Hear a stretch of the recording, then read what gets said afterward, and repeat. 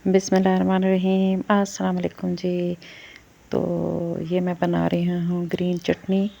दावत के लिए चीज़ें कुछ बना रही हूँ और दावत का व्लॉग तो बाद में आएगा। मैंने कहा अपनी बहनों से शेयर करूँ कि मैं किस तरह से मैनेज करती हूँ अकेले। और ये मैंने बना लिया था अदरक, लहसुन, अनारदाना और हरी मिर्चें, हरा धनिया, हरा पुदीना सारा कुछ डाल के तो ये मैंने चटनी बना ली थी। कुछ घर के लिए और कुछ दावत में यूज़ हो जाएगी। तो ये मैं बना के रख चुकी हूँ और थोड़ा सा पुदीना मैंने खुश्क करने के लिए रखा है जो मैं कावे में डालूँगी। और ये जो है ना मैंने अपने बेटे के लिए सालन बनाया था चने का। उसको चने बहुत पसंद है तो उसके लिए नाश्ता बना रही थी। अपना नाश्ता करने के बाद मैंने ये सारे काम शुरू किए थे। मैंने कहा ये जो है ना गैस का भी एक तो पता नहीं होता, हमारी तरफ जाती तो कम ही है, लेकिन अमूमन होता है जब कभी दावत के लिए तैयारी करनी हो या कोई काम हो तो फिर गैस चली जाती है। इसलिए मैंने जल्दी जल्दी सबसे पहले मैं यही काम करती हूँ, गैस वाला और पानी वाले दो काम पहले कर लेती हूँ। नाश्ते के फ़ौरन बाद मैंने आटा गूँधा था और ये मैंने टिंडे की सब्ज़ी बनाई थी अपने हस्बैंड के लिए। ऑलिव ऑयल डाल के मैं बनाती हूँ बिल्कुल थोड़ा सा नमक डाल के, थोड़ी सी मिर्चें ना हल्का सा, मतलब ग्रीन ही मिर्चें ज़्यादा यूज़ होती हैं, रेड थोड़ी सी इस्तेमाल होती हैं, कभी होती हैं और कभी नहीं भी करती हूँ। तो कभी काली मिर्च डाल लेती हूँ ना।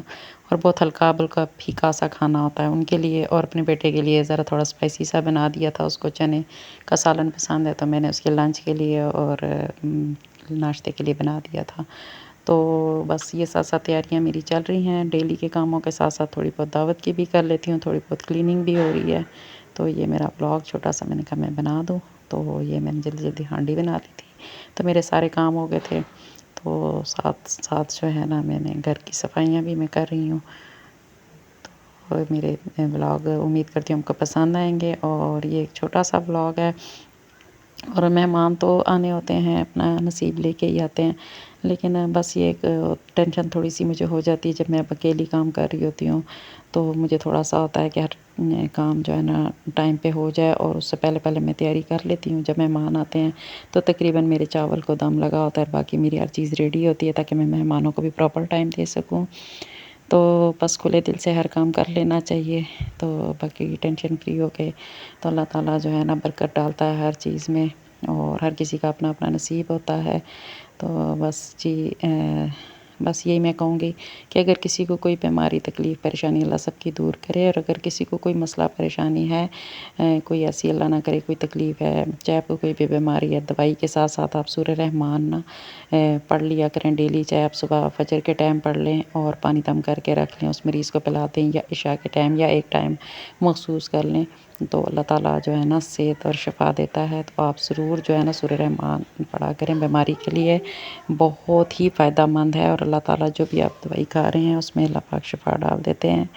तो मैंने किया था, मेरे हस्बैंड को था ना गिल्टी थी बहुत, तो डॉक्टर ने कहा था कि उनको काफ़ी टाइम से, शादी से पहले की थी और बाद में तो पूरे फेस पे थी एक साइड से ना। तो फिर डॉक्टर ने कहा था हम इसको बायोप्सी करेंगे और ये वो, तो बहुत मसला था, टेंशन हो रही थी।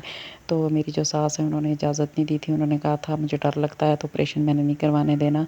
तो फिर ऐसा हुआ कि हम होम्योपैथिक का हम लोगों ने एक था तो उनके पास जाना शुरू किया।